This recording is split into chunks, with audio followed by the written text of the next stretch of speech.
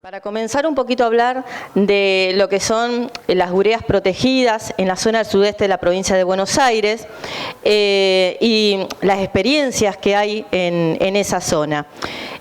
Nosotros el año pasado presentamos un producto acá mismo en APRESID, que es el N-Total Plus, que es un fertilizante que tiene un inhibidor de la ureasa, que es el Limus de la empresa BASF, que tiene la particularidad que tiene dos principios activos, el NBPT y NPPT, que lo hace un producto más eficiente en el momento de la inhibición de la ureasa y la disminución de la pérdida de nitrógeno por volatilización.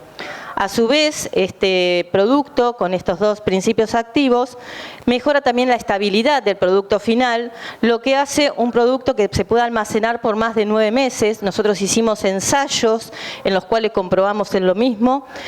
Podemos tener el producto almacenado más de 9 meses, un año, y esto hace un producto, el mejor producto que hay de este tipo en el mercado. A partir de este año nosotros empezamos a producir el N-Total Plus en nuestro centro de almacenamiento de Necochea. Entonces vamos a tenerlo a disposición en todo lo que es el sudeste de la provincia de Buenos Aires. Cualquier información que necesiten del producto yo quedo a disposición. A su vez vamos a estar repartiendo un boletín técnico a la salida en el pasillo para los que quieren mayor información. Y bueno, y ahora le cedo la palabra a Jorge González Montaner, que nos va a comentar un poquito de la experiencia en esa zona y también nos va a hablar algunos ensayos que hicimos con él de maíz, también con el N-Total Plus. Bueno, gracias y nuevamente bienvenidos. Gracias, Mirta. Bueno, hola chicos, ¿me escuchan bien? ¿Sí? ¿Estamos bien? Bueno, vamos a empezar con un panoramita un poquitito más amplio. Vamos a tomarnos... ¿Hay gente de dónde hay acá? Carlos Rodríguez de Pigüé, sudoeste. ¿Qué barrios? Sur de Córdoba. Bien, Torkins. Pérez Perea. Callao y Santa Fe. Por allá que tenemos Ricky Grosse de Mar del Plata. Acá tenemos un uruguayo. Lo tenemos a Fernando García de todos lados del mundo. Pero ¿qué más tenemos? Por este lado, ¿qué tenemos? ¿Gente de dónde? Balcarce, Montevideo. Madariaga, Suárez, Coronel Suárez, muy bien. De allá. Santa Fe Centro. Bueno, buenísimo. Vamos a tratar de mirar un pantallazo. Para hablar de nitrógeno, o para hablar en particular de formas de nitrógeno, primero quiero posicionar la problemática que estamos viviendo con los fertilizantes. Y me gustaría empezar por este pequeño, que como ustedes verán no tiene nada que ver con lo que es la nutrición en sí, pero sí tiene que ver con la problemática que atravesamos en el agro. Nosotros hoy estamos, mirando y tratando de desarrollar indicadores que nos hagan mirar esta última figura. Lo social, lo económico y lo ambiental en general se miran de una manera fragmentada. Hay un lugar en el cual cuando los integramos podemos compartir conocimiento, pero generar indicadores, que nos hablen de todo junto es bastante difícil y bastante blando. ¿No funciona? Ajá. Bueno, lo blando es difícil que funcione. Bueno, como les decía, una cosa son las lecturas y las mediciones. Cuando yo quiero mirar algo ambiental o algo social o económico, tengo parámetros muy claros, pero cuando quiero medir la felicidad o el desarrollo sustentable, entramos en problemas. Y bueno, nosotros hemos trabajado siempre, por eso les ponía cuánto, acá no es fácil, pero medir la felicidad o medir el bienestar es muy difícil. En general nosotros hemos justificado siempre desde la agricultura, desde los productores, y nosotros con el tractor y la sembradora nos hemos autojustificado, y esto pasa en todo el mundo, diciendo que la gente necesita comer y hay que producir, y la verdad que ese es un discurso bastante pequeño. Que tiene su valor, por supuesto tiene su valor, pero bueno, se produce muchísimo en ambientes como el Corn Belt, pero estamos muy lejos de respetar la necesidad de la gente que realmente tiene los problemas. Y en realidad muchas veces no es tanto una cuestión de producción, sino es una cuestión de accesibilidad, de llegada y de propio desarrollo de la gente que tiene ese problema. Porque la gente que no tiene plata en general no tiene acceso, por más que el producto valga un 20% menos. Entonces, no necesariamente siempre es una cuestión de producción, tiene mucho que ver la cuestión de acceso. Entonces no nos tenemos que a veces confundir en estos debates que para grandes empresas lo muestran como si fuera la enorme. Es cierto que el crecimiento del mundo requiere más alimentos, pero si no los vamos a distribuir es lo mismo tenerlos que no tenerlos. Entonces es un aspecto importante. La otra cuestión es que las externalidades de lo que hacemos son cada vez un valor más importante a tener en cuenta. Cuando yo en los años 79, 80 y en el año 80 en el 81 empecé a trabajar en Francia, 80-81, y la problemática que me llegaba de todos lados era la problemática de la externalidad de la nutrición. Todos los modelos que yo desarrollé en Francia no fueron para que la gente fertilice más, fue para que fertilice menos o mejor, para que sean más eficientes. Porque cuando uno llega al problema, si ustedes quieren, de los problemas de lixiviación o los problemas de pérdidas de nutrientes, la remediación es casi, no diría imposible, pero es prácticamente muy, muy compleja. Entonces, es mucho más riesgoso pasarse que quedarse corto. ¿Me siguen? Y para los países, imagínense ustedes el quilombo que tenemos hoy, hablando mal y pronto, con el glifo o con los productos en general, imagínense si eso mismo se instala con la misma virulencia en los nutrientes. Y en el mundo la problemática es esa. Yo les traigo una provincia que es divertida. Nosotros coordinamos la agricultura en este barrio, en Entre Ríos. Y Entre Ríos, por sus características hidrológicas, es un lector inmediato de la situación con respecto a la nutrición. Entonces, bueno, les puedo mostrar un mapa de glifo, pero lo que ustedes pueden ver acá son mapas de nitratos y mapas de fósforo, donde vemos el porcentaje de casos, donde leídos en esos lugares estamos por encima de los límites permitidos. Y no tiene que ver con que en Entre Ríos se fertilice mucho, ustedes lo saben muy bien, que somos bastante pijoteros en Entre Ríos, sino que la realidad pasa en realidad porque hay un sistema hídrico muy exacerbado, con flujos preferenciales hacia los acuíferos, y eso hace que no es lo mismo tener 2.000 milímetros que tener 500, ¿no? En suelos, además con una permeabilidad particular.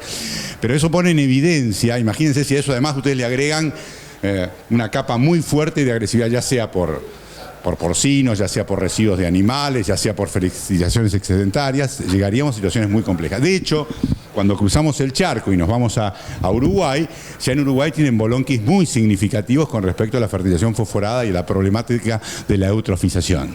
Entonces, si uno mira estos mapas, antes se hablaba de 2009, prácticamente se atacaba el problema de la biodiversidad, el problema del ciclo del nitrógeno, pero los más recientes ya ponen al fósforo y el nitrógeno en la misma escala. En Argentina ese problema podemos discutir si llegamos al balance, si no llegamos, si estamos, pero la realidad es que esto no tenemos una problemática evidenciada. Nuestro problema hoy en día tiene mucho más que ver con las aplicaciones de productos fitosanitarios que con la nutrición. Y no me gustaría que esto, rápidamente cambie. La vez pasada, les comentaba, hablábamos con la gente de la Secretaría si no bajar la urea a $200. Yo le digo, me parece una barbaridad.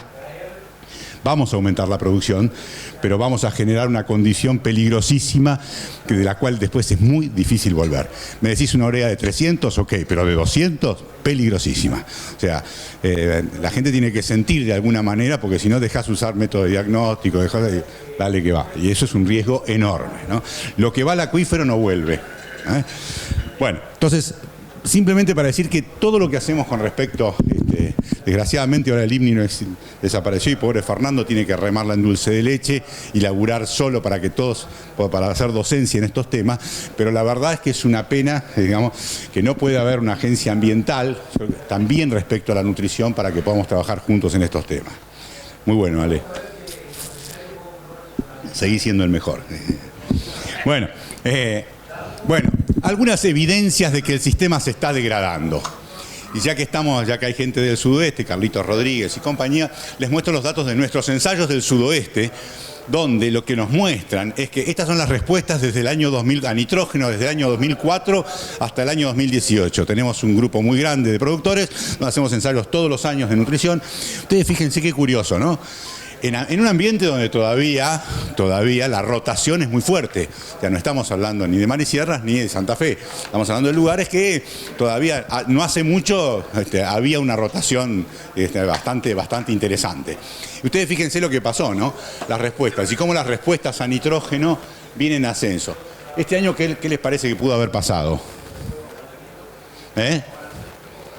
Sí. Mucha agua.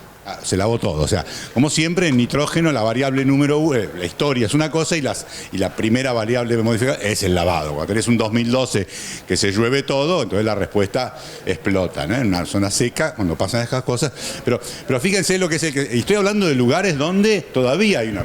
Les muestro otro ejemplo, me voy a otro lado, me voy a la otra punta, me voy a Madariaga, los ambientes donde tenemos los rindes más altos de trigo. Bueno, ustedes lo que pueden ver, nuestras franjas de suficiencia. Esto es un 150...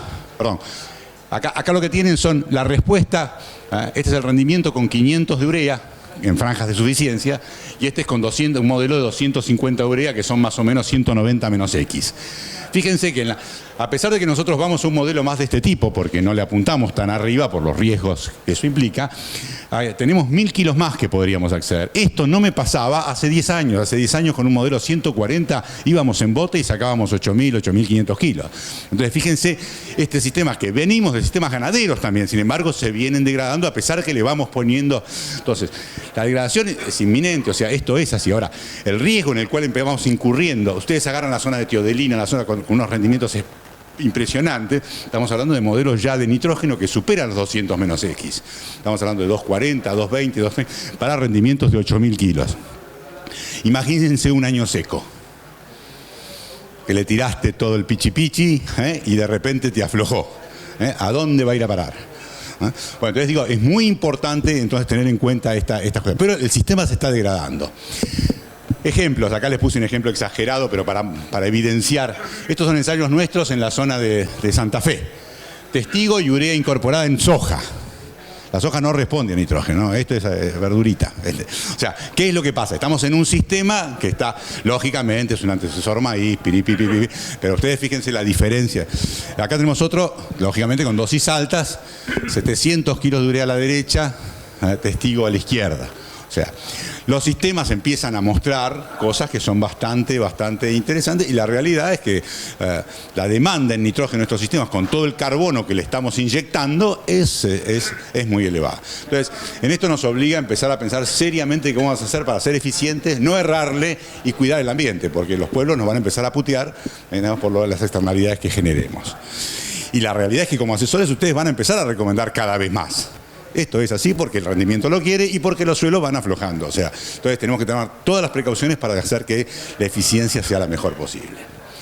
Hasta que vengan estos pibes, que esto es una maravilla. Ustedes saben que se ha descubierto maíces que estaban en la zona de México, ¿no?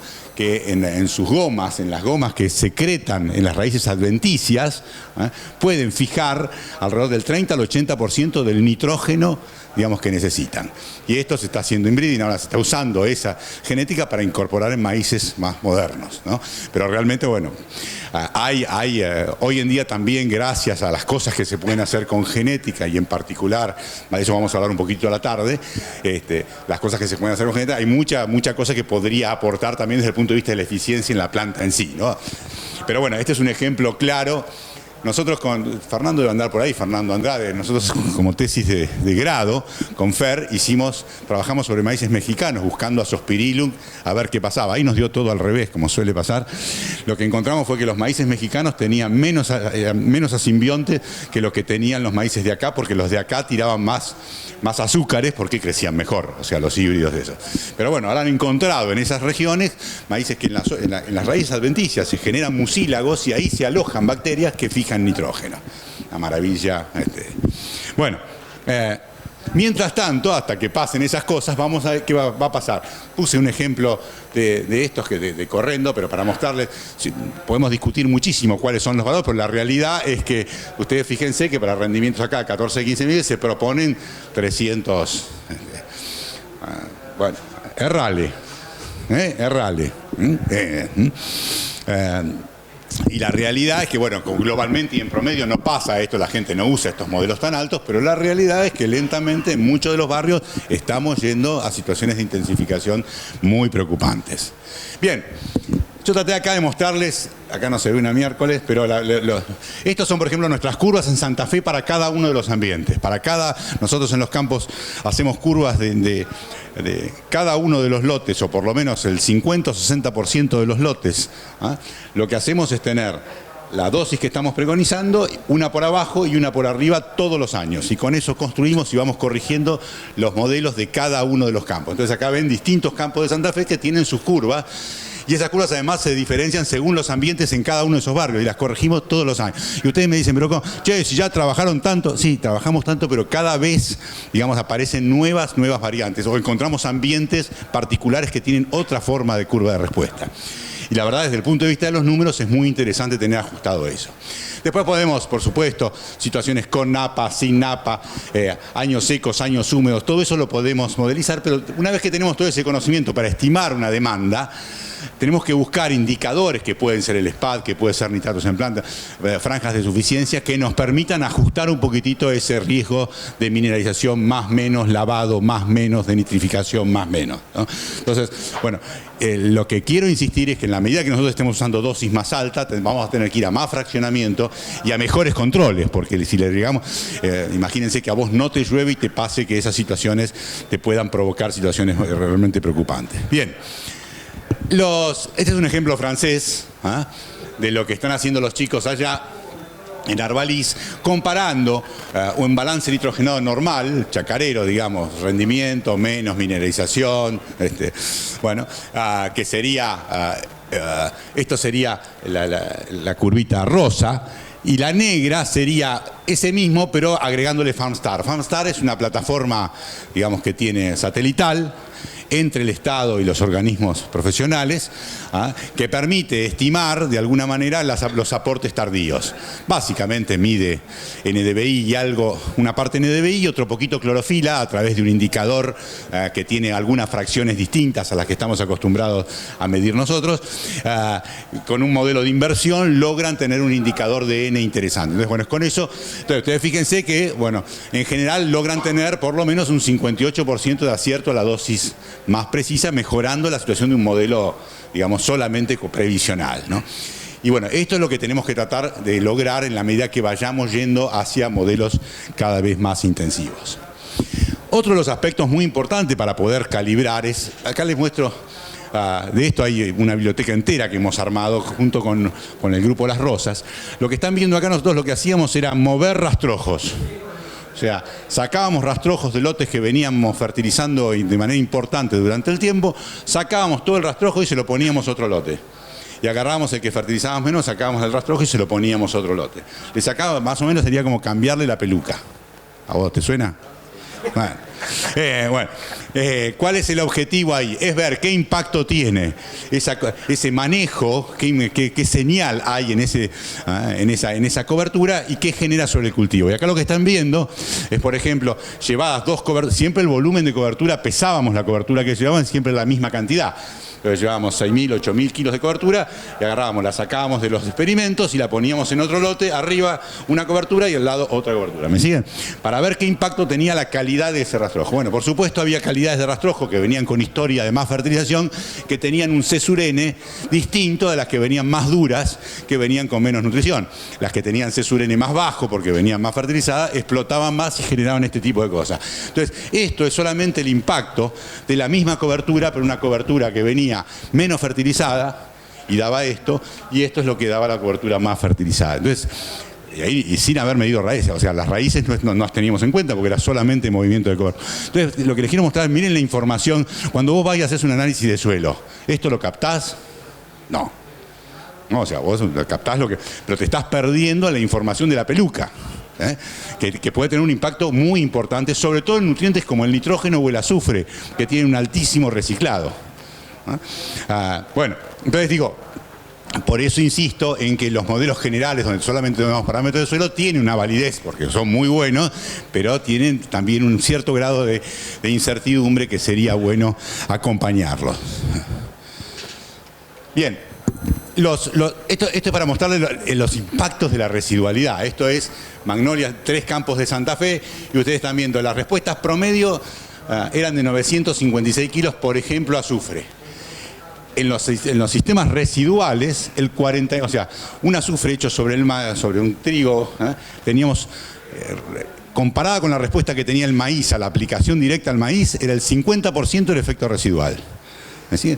O el 52% en la patria, a nitrógeno el 78%, el 58%. Estamos hablando solamente de los efectos residuales de lo hecho el año anterior. Una parte de eso, mucho de eso no se leía en el nitrógeno en el suelo o en el azufre en el suelo, sino que estaba en esa biomasa dando vuelta, que se iba a descomponer y iba a reciclar. Para mostrarles el impacto.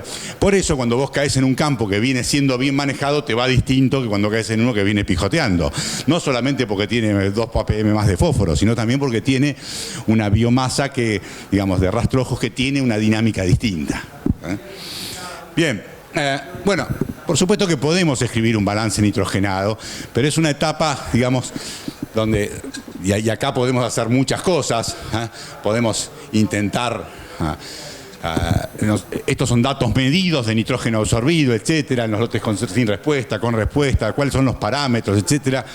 Bueno, se puede intentar, pero la verdad es que eso va a cambiar mucho dentro de cada una de las situaciones que abordemos, y por supuesto el gran problema va a ser qué le ponemos a la mineralización, que básicamente depende de lo que vos tomes. Cuando vos haces mineralizaciones aparentes midiendo cultivo, va a depender qué pasó ese año y cuánto absorbió para estimar esa mineralización. Entonces necesitas una red suficientemente histórica para poder tener una buena valoración de la mineralización. Entonces, ¿es una herramienta? Sí, es una herramienta. ¿Sirve? Sí, sirve para tener una idea global, pero vamos a estar lejos de lo que le pase a cada uno de los lotes, ¿no? Los modelos más sencillos que intentamos hacer, digamos, estimando una demanda en función de los diferentes rendimientos y ajustando después por N0, o NAN, como lo llaman, el nitrógeno anaeróbico, también es muy interesante, que nos permite de algunas... Pero todos esos modelos son modelos previsionales que tienen que ser ajustados en función de ambientes, en función de situaciones de degradación de suelo, de encharcamiento, de anegamiento y muchas veces también de densidades y materiales. O sea, requiere una visión mucho más poderosa en ese sentido. Bueno, estos son indicadores de SPAD, que también son una muy buena herramienta, es un buen elemento. Muchas veces el SPAD habla tarde, o sea, en maíz, salvo, sobre todo para el lado del este, no tanto, porque todavía puedes hacer fertilizaciones tardías. Para el lado del oeste, donde te quedas sin agua, en general cuando habla ya te avisa de algo que es difícil modificar, ¿no? Los maíces tienen capacidades de responder hasta muy tarde, prácticamente, no diría todo su ciclo, pero casi prácticamente siempre responden a nitrógeno, lógicamente cada vez menos en rendimiento, pero la realidad es que tenés que tener agua que te acompañe para incorporarlo, ¿no? Bueno, bien. Las estimaciones con sensores remotos, o sea, que podríamos hacer... Hoy en día hay montones de plataformas. Acá hice un listado de plataformas, Tarani, Sauraban, Puma, Frontec, todas las... Ahora, ¿qué nos encontramos como usuarios de esas herramientas? El día que vos querés, que tenés una franja de suficiencia y querés agarrar a hacer ping, ping, ping, sacar el NDVI o, no sé... el tecario sabio, lo que se te antoje de esa franja, y compararlo con la franja de al lado, son muy pocas las plataformas que son aptas para hacer eso inmediatamente. Si no, tenés que procesarlo, ¿sabes? Pero digamos que falta todavía la conviabilidad de que estas cosas sean inmediatas, que vos llegues al lote en tu teléfono, ping, ping, ping, y puedas sacar tu índice a partir de ese lugar. Esas cosas todavía no están procesadas, para que tenemos un montón de alternativas, la cosa avanza, y la verdad que el avance no podemos despreciarlo, es muy interesante lo que está pasando, pero todavía nos falta para precisar ese tipo de elaboración. Y la otra cosa es, cuando nosotros tenemos, estos son maíces tardíos a los cuales les incorporamos avena con altina, ¿no?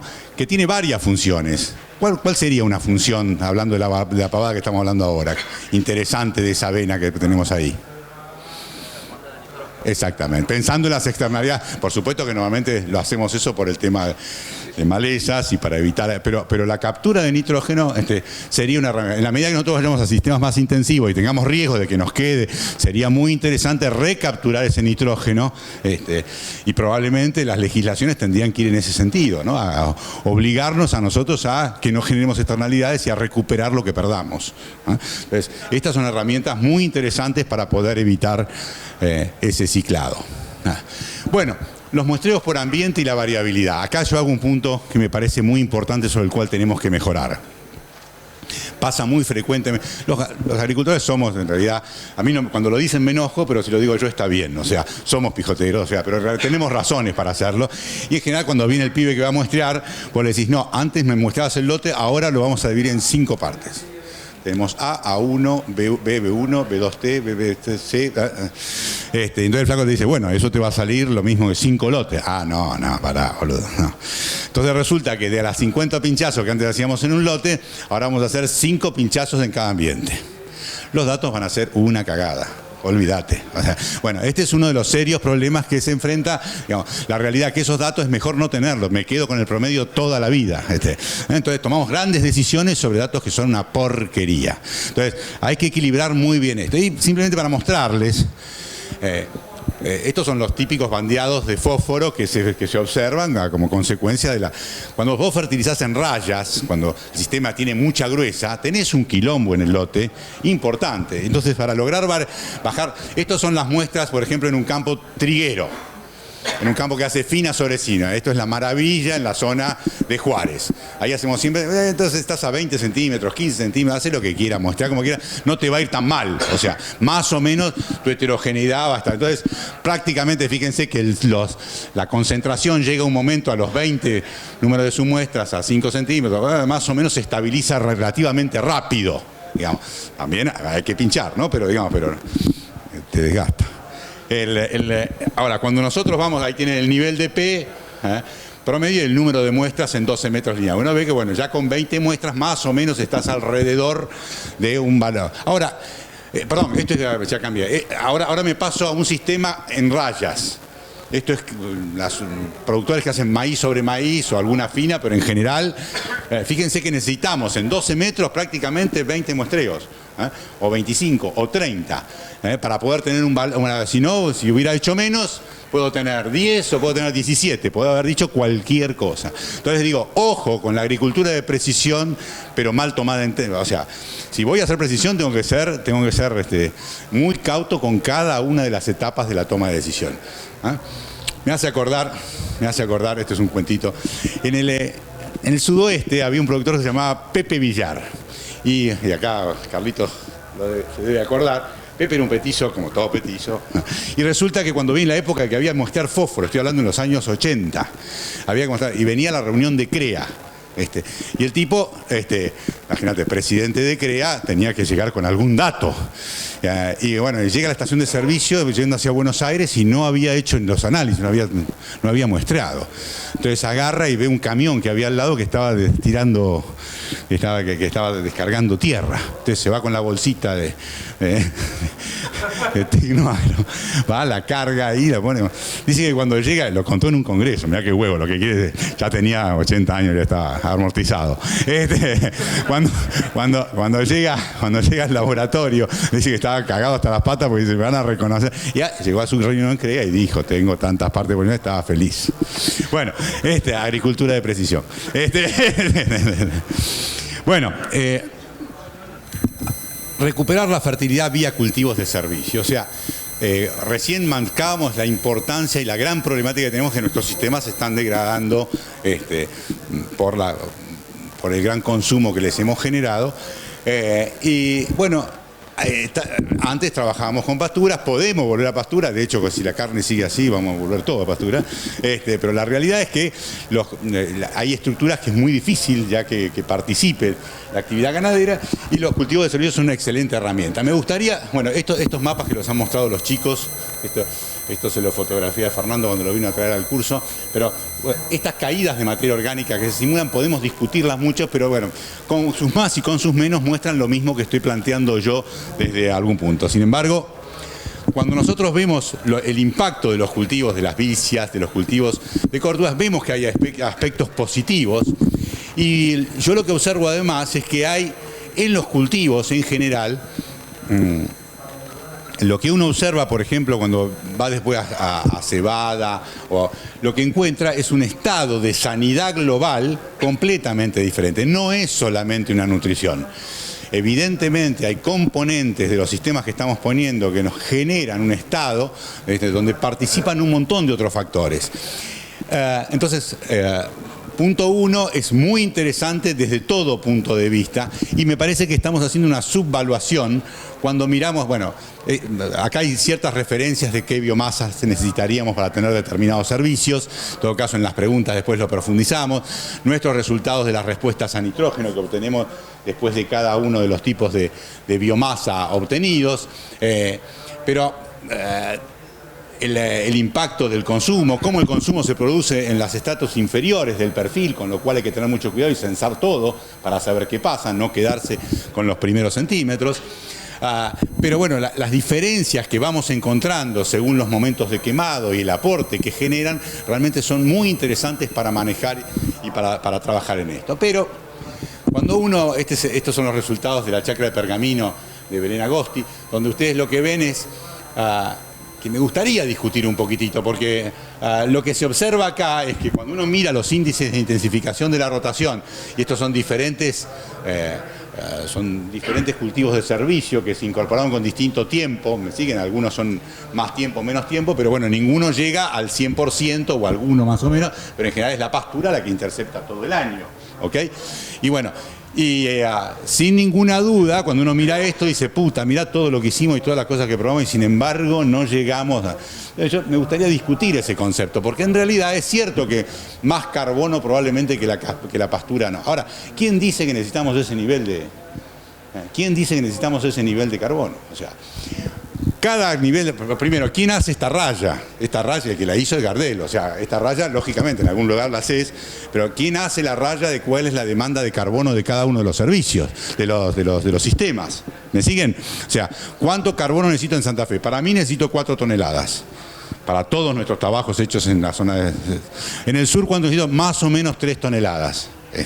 Pero eso va a variar, lógicamente. Digo, ¿dónde pones la raya? Es fundamental para decir si hay o no degradación. ¿Me siguen? Y eso en general acá se pone como modelo, se usa el modelo de Adrián, que está muy bien, pero bueno, no deja de ser un modelo. Ahora, la pregunta es, bien, quizás mi productividad acá, en mi sistema, es mejor o similar a la que hay acá. Y puedo mantenerme en ese sistema. O sea, yo lo que digo es que ojo con mirar solo carbono. Ojo con mirar solo carbono. La semana pasada, el martes, estuvimos en lo de Sandro Raspo y Sandro tenía un sistema que era soja, centeno. Soja, centeno, soja, centeno. Y otro que era soja vicia. La soja centeno, pobrecito, o sea, tanto carbono del centeno todos los años, estaba ahogada. O sea, si vos tirás carbono y carbono y carbono, lo que vas a tener es una casa de madera, pero no es una caravan, no la podés llevar a ningún lado. Entonces, digo, ojo con esas cuestiones. Lógicamente, cada ambiente y cada temperatura requiere un nivel de carbono distinto porque la degradación es diferente. Pero tengan presente que el equilibrio es lo importante y la dinámica. Por eso, en los sistemas... los franceses hoy en día, que tienen muchísima información de cultivo de cobertura, ya en los 80 decidimos en Arvalis trabajar en cultivos de servicio y hay información del lugar que ustedes quieran en Francia sobre todas las mezclas 2, 4, 6, 8, 25 especies. Cada especie según si querés pajaritos, si querés alondra o si querés... O sea, hay regletas que te permiten armar tu cultivo de servicio en función de cuál es el servicio que vos querés preponderar. Y lo que se está viendo es que los indicadores para mirar esto no pasan por el carbono. El carbono es una variable, pero hay que atacar a indicadores más parecidos, entre comillas, al NAN, a una fracción mineralizadora. Y por supuesto, lo más nuevo que se está manejando en eso son la caracterización con ADN de suelo, para poder identificar qué es la diversidad que tenés presente. Estamos trabajando en eso con la gente de Berkeley, y empezamos a mirar los sistemas, y lo que estamos haciendo es mirar, este es un trabajo que acaban de presentar los chicos de Trace Genomics, donde ven lo que se analiza es la variabilidad, o sea, cuál es la diversidad que encontramos y cómo los sistemas, maíz, soja, soja, maíz, soja, soja, maíz, bueno, cómo la soja le agrega diversidad a los sistemas, en sistemas donde hay mucho carbono, lógicamente, y qué pasa con los mineralizadores, qué pasa con los degradadores de azúcares, qué pasa con los... Bueno, ese tipo de información tenemos que empezar a hacerla validar, porque lo que nosotros necesitamos es flujo. No necesitamos compartimentos estancos y duros, necesitamos flujo, que la cosa va, porque eso genera poros diferentes. Si hay poros diferentes, hay lugares donde se alocan la biomasa microbiana de manera diferente, se protege de manera diferente, y tenemos un suelo que es mucho más dinámico sin necesidad de que tenga niveles de carbono tan elevados. Entonces me parece que la cosa pasa mucho más por la dinámica que por las cantidades. Quiero dejarles este mensaje para que miren los sistemas de esa manera. Bien. Otra de las discusiones que está pasando hoy en día con los cultivos de servicio es qué pasa con la salinización de los ambientes. Esteban Jogafi nos plantea claramente, dice, che, chicos, ¿no nos va a pasar lo mismo que nos pasa con el eucalipto, con los montes, donde cada vez que tenemos un pibe que chupa, hay alguien que se saliniza? O sea, lógicamente, si vos tenés una bomba de agua, lógicamente las raíces han aprendido por el método de Caspari, las bandas de Caspari que tienen en su interior, a separar la sal, te dejan la sal y se llevan el agua. Eso provoca, si vos tenés algo que tiene 20 milímetros por día de absorción, bueno, en algunos sistemas uno puede preguntarse si la idea de irse a todo, para pensarlo, a tanto cultivo de servicio no nos puede llegar a provocar en sistemas secos, ¿me siguen? Lógica, si el sistema es húmedo, la sal que sube, la sal que baja. Yo diría que de la isodieta de 600 para los 400 tenés quilombo, de los 600 para los 1000, olvídate, se ocupa el agua. ¿Me sigue? Pero hay que pensar muy bien, si uno concentra demasiado, yo quiero generar vida, en todo hay un límite y hay un equilibrio. Si vos te la pasás consumiendo, tenés el riesgo en lugares donde hay napa y la napa es media saleta, que la traigas para arriba, que esa sal termine. Y si no hay una posibilidad de que se hay que mirarla. Digo, son aspectos que estamos mal enfocados. A mí me gusta mirar fuera de la caja, como dicen algunos. O sea, siempre una mirada, tener todo lo que hacemos. Los investigadores en general tenemos expectativas de nuestros resultados y si no se parecen, los descartamos. Y a mí me gusta mirar lo que no se parece, porque se aprende de ahí.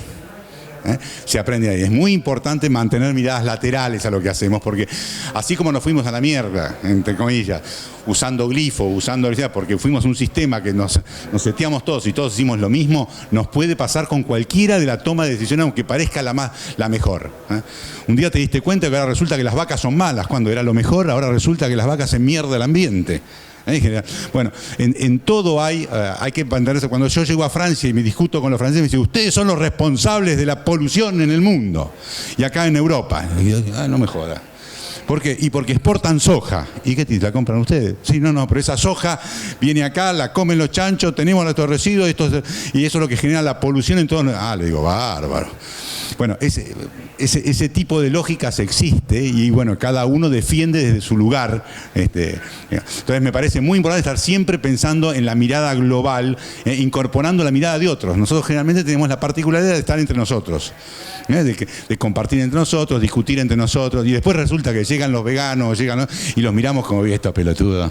Mirá vos lo que viene a decir. Bueno, yo lo que les digo, chicos, abramos los ojos, abramos los oídos, porque dentro de esas miradas que parecen tan poco racionales, siempre hay cosas sobre las cuales podemos aprender y podemos construir.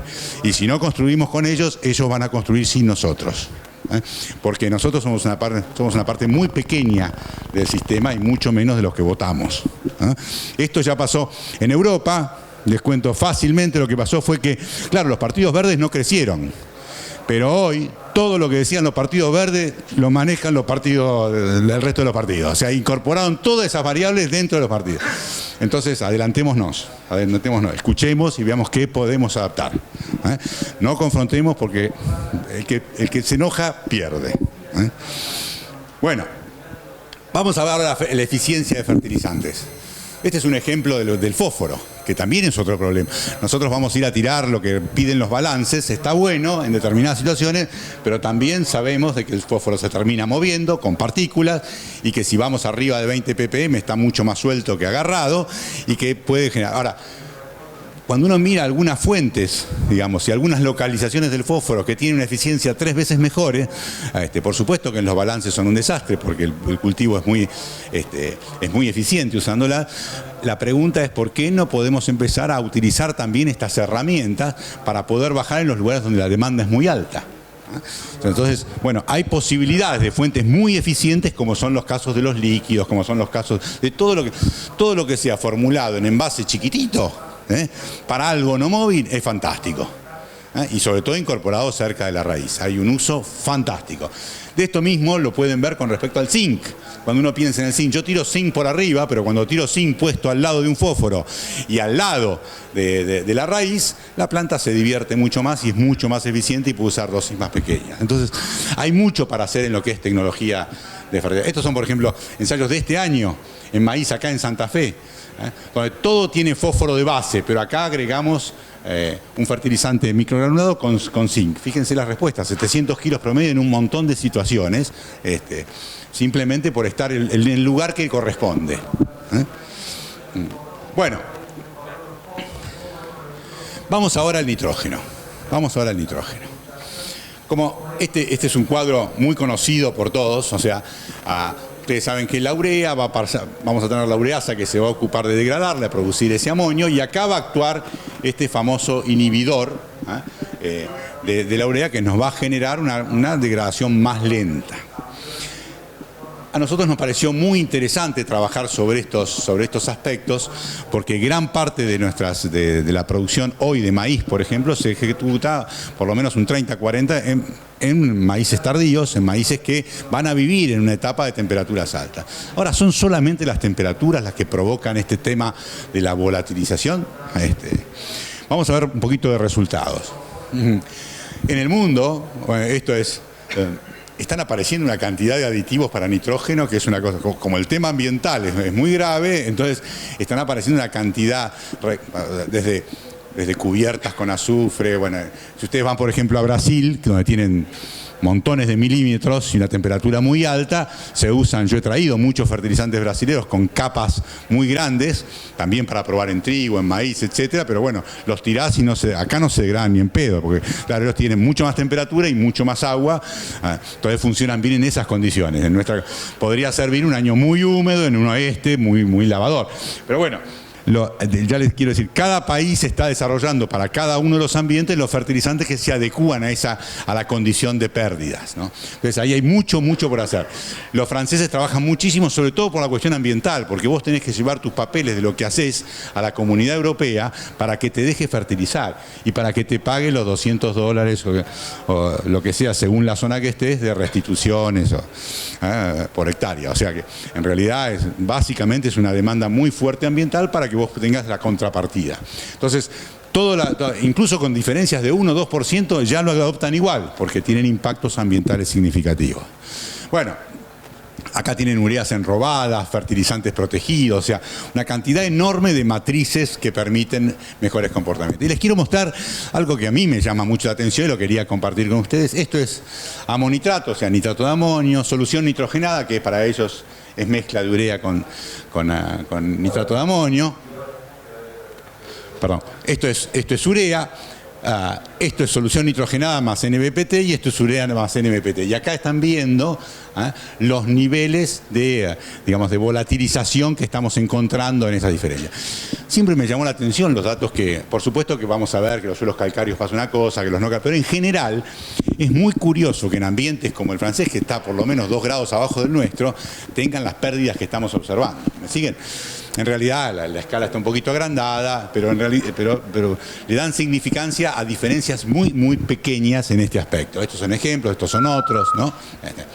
Bien, la mayoría de los trabajos publicados, nos muestran claramente que lógicamente podemos bajar no solamente eso, sino también las emisiones de óxido nitroso, con estas formulaciones, lo cual, o sea, lógicamente, si vos tenés una degradación más lenta, todo lo que tenga que ver, todos los pools que se acumulan y quedan ahí dando vuelta, tienen más chance de ser perdidos. Entonces, desde el punto de vista del ambiente, es una buena noticia, a pesar de que, lógicamente, los productos de la volatilización y los productos inmediatos no generan cambio climático, no son los responsables del calentamiento. Pero de todas maneras, sí está generando pérdidas importantes. Bueno, ¿qué es lo que hicimos? Básicamente tratando de estudiar este fenómeno, empezamos a mirar primero las temperaturas, cosa muy importante. Lógicamente no es lo mismo Illinois que Entre Ríos o que el sur. Uno esperaría que donde tenga más problemas de volatilización, en qué ambientes, con qué condiciones. Normalmente uno esperaría que en ambientes, vamos a tratar de discutir esa premisa que en principio es correcta, ¿no? Los primeros datos que hicimos en su momento vimos que podíamos, con el N total, correr un poco las curvas de respuesta. Los primeros ensayos que hicimos, que podíamos ir a modelos 15 kilos más abajo, porque teníamos una mayor eficiencia en maíz cuando juntamos las primeras cargas de ensayos. Otros ensayos nos mostraban, esto es en el sur, ahora estamos acá en el sur, eso es San Rufino, El Roble, distintas situaciones en el sur, donde ustedes ven que, bueno, la respuesta en kilos de maíz, N total menos urea, estamos hablando para 65 kilos de urea en 500 kilos, para 130 380 y para 190 en 500. Esta es la diferencia entre un fertilizante, un promedio de casi 500 kilos, lo cual me da un margen promedio de $50, tomando un N total que está a $70 más que la unidad de urea. ¿Me siguen? Entonces, bueno, acá tienen, este sería el costo de la urea, el costo del N total, el adicional del N total, el precio del maíz que estimábamos hace unos días desgraciadamente estos son maíces tardíos, siempre el precio es un poquitito más, ¿no? Y un precio neto, bueno, tomando 190 kilómetros y 7% de humedad. Bueno, con esos cálculos ustedes ven que tenemos alrededor de esos $50 de ventaja. Bueno, lo que hicimos es tratar de ver si eso se repetía en gran escala, si eso era así. Bueno, entonces, esto es en Santa Fe, donde también hicimos lo mismo, probamos N total contra CAN, contra urea, en muchas situaciones. Estos son otros sitios de Santa Fe, también probando en diferentes momentos.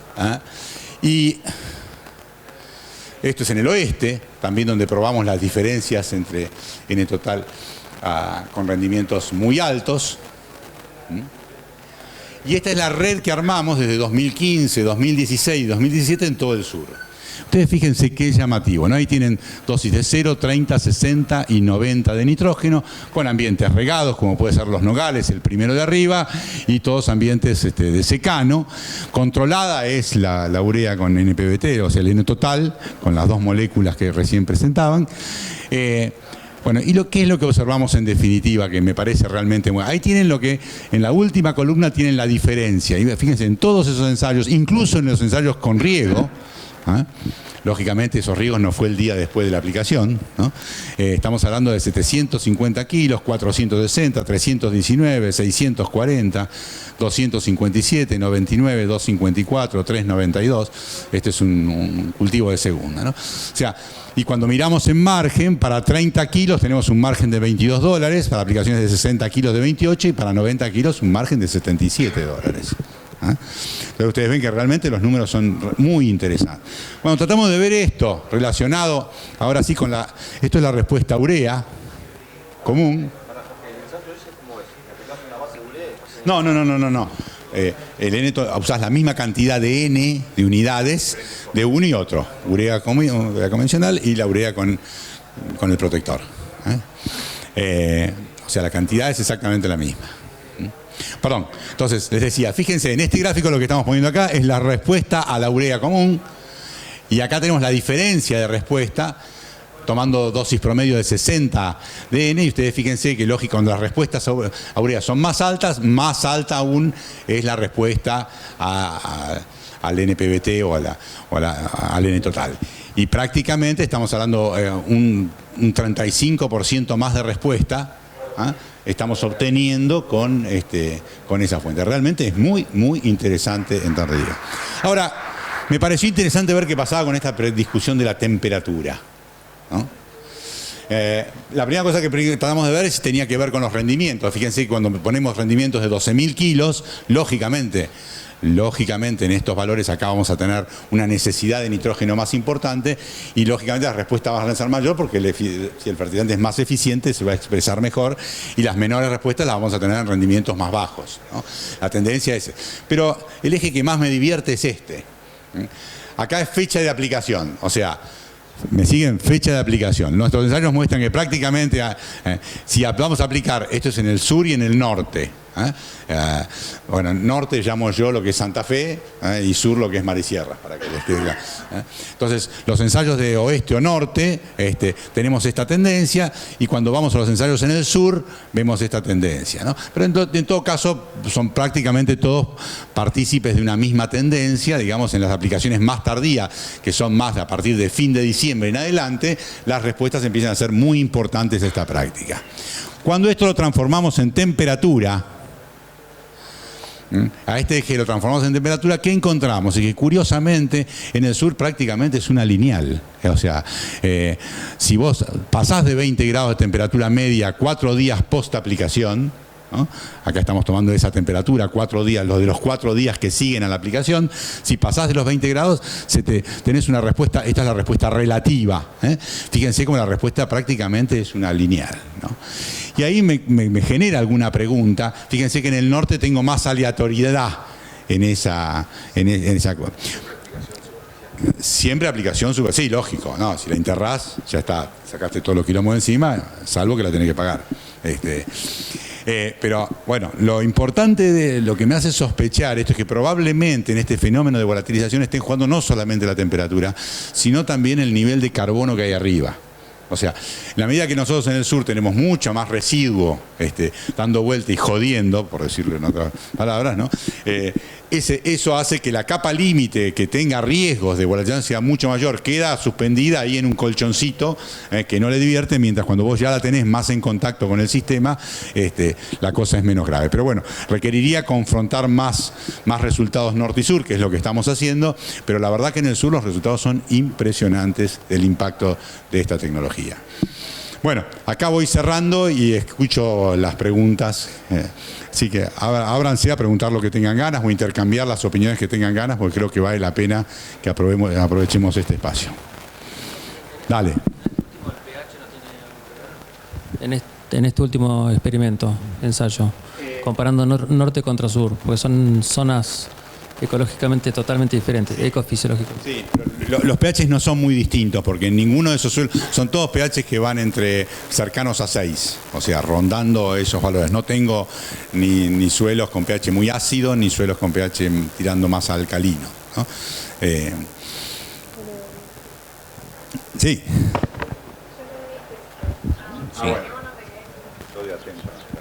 Sí, lo que comentaba de los cultivos de servicio. Sí.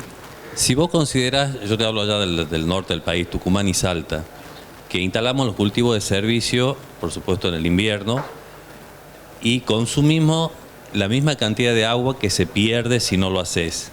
Y vos le cortás el ciclo al cultivo de servicio en el momento de reposición hídrico, para guardarlo para el cultivo de verano.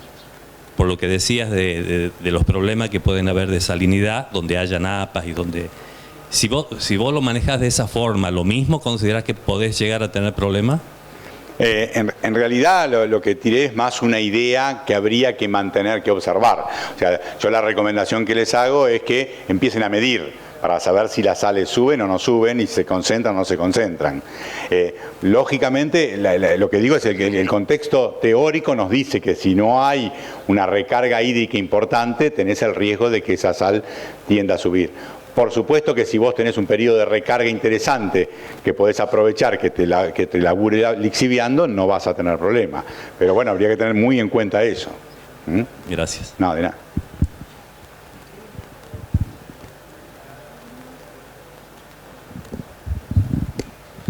Jorge, en esa diapositiva donde mostraste que la respuesta era mayor a aplicaciones más tardías, la anterior a esta, me parece que era. Más tarde. A ver. No. esta es la respuesta relativa a la ¿cómo se llama? A la fuente. No es respuesta de nitrógeno, es la respuesta relativa a la fuente, es la comparación N total contra urea. Listo. ¿Entendés? No es que porque me aplicaste más tarde, no. Cuanto más tarde en el tiempo y más tarde en la temperatura y en el desarrollo estás aplicando, el impacto de esta molécula es mejor porque la molécula de urea tiene más pérdidas. Perfecto. ¿Verdad? Sí, No es que los cardos, a ver los cardos, ¿verdad? Ajá. ¿Cómo ves la incorporación de otras leguminosas de renta en las rotaciones para intensificar y favorecer también a la regeneración de algunos parámetros de suelo? ¿Te está gustando la arveja? Sí. Por ejemplo. Sí, el problema es el problema de estamos trabajando mucho en la arveja con mucha onda, pero sin plata. No es buena, es fantástica. No es buena, es fantástica. O sea, ojalá tengamos en algún momento un mercado activo de este tipo de leguminosas, porque para nosotros es una herramienta poderosísima. O sea, y bueno, ¿saben los rendimientos? No sé, en pergamino podés tener 3, 4, nosotros hemos llegado a rendimientos de casi 6 toneladas, la verdad que es un afano, y todo lo que deja es divertido, y los productos. Ya en el norte nosotros trabajamos mucho en Santa Fe haciendo la rotación arveja, maíz, y la verdad que es imparable, como también lo puede ser colza maíz, ¿no? O sea, la colza no es una arveja, no tiene fijación, pero tiene un residuo, un reciclado de nutrientes altísimo. O sea, todo lo que es la parte foliar de la colza cae al suelo y tiene una dinámica interesantísima de azufre y de nitrógeno, ¿no? También es otro elemento muy interesante. Creo que en esas cosas tenemos que empezar a meter mucha... Yo creo que en el futuro vamos a estar hablando mucho más de estas interrelaciones entre cultivos que se superponen unos a otros y cómo manejamos el stock agua en estos sistemas, que de las prácticas, digamos, que estamos utilizando tipo insumos, ¿no? O sea, creo que el gran desafío de los procesos viene por ahí. Cómo ayudar a que estas interacciones sean lo más virtuosas posibles, ¿no? La arveja es fantástica. La arveja es...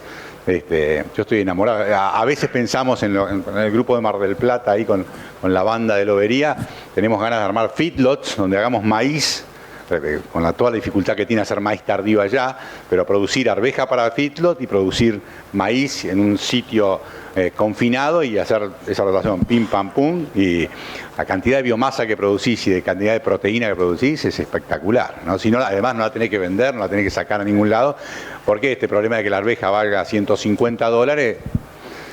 Ahí está me parece que el quid de la cuestión. Nosotros estamos pensando para reemplazar speller de soja en la dieta de los cerdos. Excelente. Excelente. Sí. En la zona de Venado Tuerto, un lote que viene en los últimos 20 años con muy pocas gramíneas, o sea, un par de veces trigo y un par de veces maíz, después todo soja, tenía que ingresar con un maíz ahora. La idea es hacer una labranza porque está compactado y con niveles muy bajos de fósforo y de nitrógeno y de materia orgánica. Vos te vas a una fuente arrancadora tipo microgranulada como la que mostraste, o sabiendo que tenés que empezar a levantar los nutrientes, vas a fondo con un MAP o con los arrancadores tradicionales. No, nunca voy a usar uno de estos fertilizantes cuando la demanda es muy elevada. No sería el mejor, porque vos seguramente debes estar, no sé, en 10 partes, igual por el estilo, que para el norte es poco. Es muy, no quiere decir que no vayas a tener una buena, pero si ese campo es tuyo, o semituyo, ¿no? El semituyo es alquiler de más de 3 años, ¿viste? Entonces lo recomendable sería que primero trates de levantar un poquitito esos niveles de fósforo y que trabajes con fuentes, digamos. Lógicamente, si vos querés, podés hacer algo al voleo en los inviernos y en todo caso en la línea, si vos querés, por el tema zinc y qué sé yo. Pero probablemente lo primero que tengas que trabajar es en reconstituir todo lo que te falta. Sí, por supuesto. Dale. Sí, hola. Cuando hablaste de incorporación de urea en soja, ¿sí? Ahí se veía muy lindo. ¿Pero qué respuesta tuviste? Eso es Santa Fe. Lo que que son los primeros ensayos de estos últimos 2 años. En general los resultados no son tan lindos como el verde que vos ves ahí, pero de donde tengo ya 15 años de trabajo de respuestas es en el sur. Usamos todos los años para estudiar los inoculantes. Yo siempre tengo un tratamiento que son 400 kilos de urea en soja, para ver cuánto me estoy perdiendo, cuán mal están andando, qué problema tengo, cuál es el gap. Y tengo un tratamiento muy divertido que es nitrato de potasio, que tiene muy poquito, estamos hablando de cantidades, porque usted usa 60 kilos de nitrato de potasio, además de otro de KCL, pero bueno, esos dos tratamientos siempre están en los ensayos. Y lo que te puedo decir es que los tratamientos promedio de respuesta en urea en soja están alrededor de los 300 a 400 kilos promedio en el sur. Donde tengo, ya te digo, muchísima información. Cuando bajo a niveles de nitrato de potasio estoy en 220, 250, pero con dosis muy pequeña. Una parte es selena y otra parte es el CAI.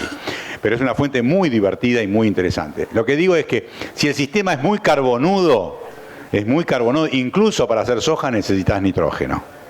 ¿Entendés? Por supuesto que no tenés que ir... Esta es simplemente para mostrar lo que le está pasando a nuestros sistemas con la exportación que tenemos. No es porque estoy recomendando ni nada por el estilo, es mostrarles... Es bueno, siempre recomiendo, la mejor manera de aprender es mirando. Y para mirar hay que tener heterogeneidad, porque si vos lo que vas a ver... Entonces, siempre recomiendo, además de las franjas que hacemos de suficiencia, que ustedes tengan algún tratamiento que sea nutrición global, o sea, donde tengan todos los elementos asegurados. Cuando vos te das cuenta, eso nos pasó hace 20 y pico de años en Santa Fe, que teníamos estos tratamientos, yo lo llamaba trofeo ese fertilizante, era una mezcla de miércoles de todo lo que se nos ocurría que podía requerir los cultivos. Entonces yo siempre miraba qué pasa con el P, qué pasa con el N, y bueno, y qué pasa con el resto. Cuando empezás a ver que se te dispara la lechuza y que lo otro tiene un color distinto, bueno, ahí empezás a hacer un Neubauer, empezás a ir para atrás a buscar quién es el pibe responsable, y así nos apareció en ese momento el azufre, y así va a aparecer el potasio, así, bueno, pero me parece muy interesante, y yo a todos los grupos siempre les recomiendo tener en los ensayos, digamos, que tienen, siempre un tratamiento que sea completo, para asegurarte qué es lo que pasa, digamos, cuán distante estás de esa brecha, no importa, no es una cuestión de costo, es simplemente para poder aprender el sistema qué otra cosa le está pasando. Bueno, Fernando tiene una red divertida de Santa Fe, de los CREA, donde se pueden evidenciar esos resultados, ¿no? La verdad que es muy importante. Perdón, ¿alguien...? No, digo que si depende de tu rotación, si vos estás metiendo maíces que tienen de 12.000, 13.000 kilos, te vas por supuesto que Córdoba tiene la gran ventaja de que estás en un horno, entonces se ocupa de que ese carbonudo, que lo que importante es cuánto te queda, no cuánto produjiste, ¿no? Si vos a los 2 meses ya ese carbono es un carbono que es razonable, pero cuando vos estás en sistemas donde ese carbono no lo digiere el sistema y te queda... por ejemplo, eso pasa más en el oeste frío que en Córdoba. O sea, cuando vos bajás hacia Trenquelauquen y esos barrios, salís de una gruesa y te encontrás incluso de soja y se te helan los trigos. Se te hacen pomadas. ¿Por qué? Porque como hay mucha alternancia de temperaturas en esos barrios al oeste, con el nivel de frazada que tenés arriba, no resisten y tenés unas heladas muy importantes. Entonces, bueno, lo que hay que ver es, hay que aprender a mirar el sistema en su conjunto. Cuando el sistema no crece, es porque en algo le está cerrando. Todo sistema que crece es que vas por buen camino. Si lo que vos estás haciendo, si vos ves que se ahoga porque es todo carbono, o se degrada porque es todo lábil, en algo le está cerrando. Entonces, miren los perfiles, miren las estratificaciones laminares, miren las compactaciones y miren la composición de esa, que yo les digo, la alfombra mágica que tenemos arriba, para ver eso qué onda tiene. Incluso hasta hacer análisis de eso y ver qué CN tiene, para ver qué nivel de movilización tiene. Sí, cuando vos hablaste de poner un cultivo de servicio de avena conjuntamente antes de la cosecha del maíz, ¿cuánto antes lo sembrás y si no trae problemas a la hora de cosechar ese maíz? No, en general, bueno, lógicamente tiene que ver también con qué dormición elegís, si es avena del año o no, para asegurarte que no te complique, pero si vos elegís bien la semilla, no tenés ningún problema. Lógicamente, si nunca pudiste entrar y qué sé yo, bueno, se complica, pero generalmente lo hacemos prácticamente en floración, después de floración, unos 10 días después de floración, 15 días después de floración, ahí la metemos con Altina. y va como piña, o sea, es fantástico cómo te quedan los lotes, desaparece Rama Negra y todos los pibes, y te queda una cobertura muy interesante, ¿no? Estamos hablando de cantidades de avena razonables, no te tenés que ir estamos hablando de 30 kilos, o sea, esos valores, no mucho más que eso, ¿no? Y lo que pasa, siempre recomiendo Altina o Pirulo, lo que sea, no me importa la marca, lo que digo es algo que vaya terrestre y que tenga una dosificación bien pareja, porque el problema cuando uno lo hacemos mucho por avión y tiramos muchas cosas por avión, pero eso lo hacemos más bien como pruebas, pero a nivel extensivo, si vos agarrás y le metés mucho avión, el avión tiene una cierta heterogeneidad que te termina obligando después a fumigar el lote por los pedazos que te quedaron encharcados, con problemas. Entonces, la Altina te da la certeza de que lograste una buena cobertura. Consulta. Quería consultarte justamente por el tema que estabas comentando de la cobertura con el tema de los trigos. Gracias a Dios este año nosotros en la zona de América, dale más fuerte que no te escucho. La zona de América, Trenquelauquen, con el tema de los trigos, justamente teníamos la situación que comentabas vos, una cobertura importante. Gracias a Dios tenemos humedad que permitió que no muriera el trigo, pero veíamos una diferencia importante entre falta de cobertura y cobertura importante. Claro. En esos casos, donde tenés un lote que venís con mucho trabajo, rotación, ¿te parece intervenir con un disco? Porque tengo varios productores que me decían... la palabra intervenir es mucho más dulce que... Claro, lo quise decir de forma elegante. Es más tipo cirujano, ¿viste? No es tanto, pasarle un disco. Bueno, a ver, lo que siempre les recomiendo, sobre todo para el oeste, estas zonas con alta amplitud térmica, la primera cosa es resolver el problema de cosecha. La repartición del rastoja cosecha. Y eso nadie le da pelota porque a la hora de cosechar salimos todos disparados. Hay ciertas horas del día donde el esparcidor no esparce. Porque está húmeda y la paja húmeda se cae en el mismo lugar. Entonces tenés unos bordos que son imposibles de trabajar. Cuando vos tenés esa problemática, si ya hiciste la cagada, no te quedan muchas soluciones, digamos. Una solución es meter nitrógeno por abajo. Yo te diría que es la mejor. Siempre les recomiendo... hay grupos que me dan pelota, en la zona de Teodelina ahí me han dado pelota, les va bárbaro, en el oeste no me dan mucha pelota porque siempre tienen campos muy grandes y están a los pedos. Entonces, la recomendación ¿cuál es? Sembrar 2 veces. ¿Qué quiere decir sembrar 2 veces? Entrale por lo menos a esas partes, a las partes de digamos, donde te quedó la andana de cobertura, 10 días antes de la siembra, te venís con la sembradora y le metés urea, pero abajo.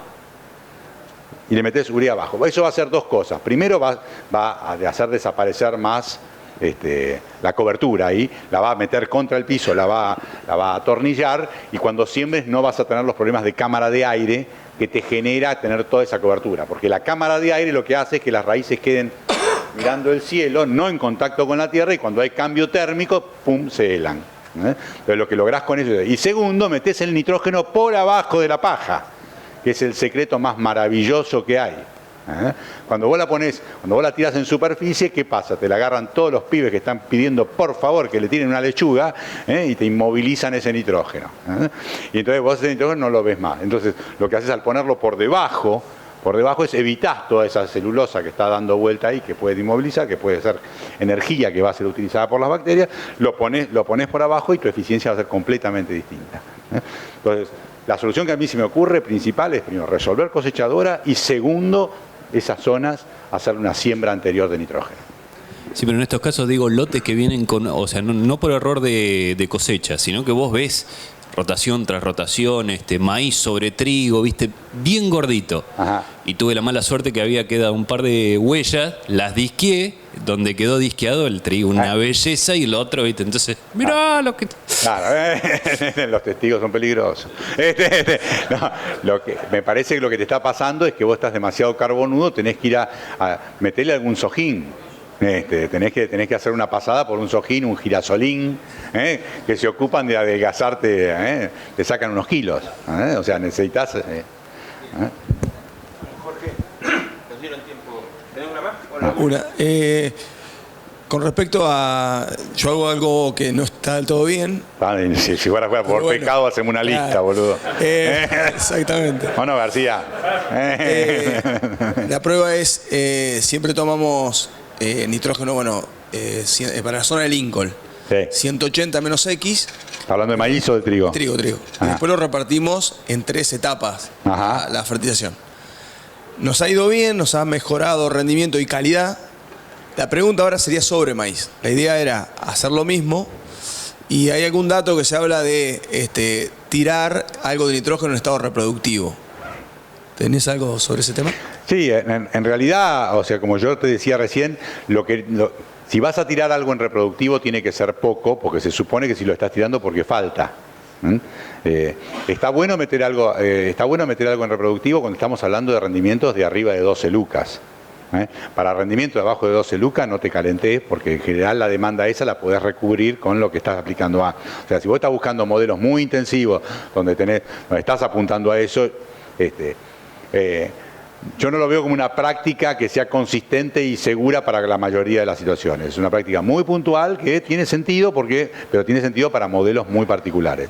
Dividir en dos sí me parece inteligente, porque la realidad es que con los niveles que estamos planteando para el nivel de potencial alto, es mucho mejor tener, sobre todo, las otras cosas las podemos discutir un montón, pero lo que sí es seguro que tengo dos alternativas para ir mirando cómo viene la mano. ¿Y esas dos cuáles serían?